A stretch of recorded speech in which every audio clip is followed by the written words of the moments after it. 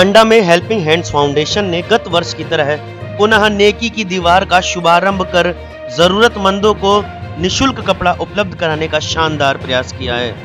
Police TI Harinder Yadav ने फीता काटकर शुभारंभ किया। ठंड के मौसम में इंसानी जीवन बचाने के उद्देश्य से हेल्पिंग हैंड्स फाउंडेशन के अध्यक्ष मोहम्मद अकमल द्वारा टांडा रोडवेज स्थित द ताज कैफे के पास नेकी की दीवार सजाई है। इसमें मौजूद कपड़ा आदि कोई भी जरूरतमंद बिना किसी से पूछे अपने प्रयोग के लिए ले जा सकता है तथा जिसके पास अतिरिक्त कपड़ा आदि हो वो वहां पर रख सकता है। नेकी की दीवार का शुभारंभ टीआई हरिंदर यादव व सामाजिक कार्यकर्ता मोहम्मद अकमल द्वारा किया गया। इस मौके पर युवा नेता सैयद ओन मोहम्मद दाऊद, मोहम्मद राहिल, मोहम्मद शर्जील, मोहम्मद माज, मोहम्मद आसिफ आदि मौजूद रहे।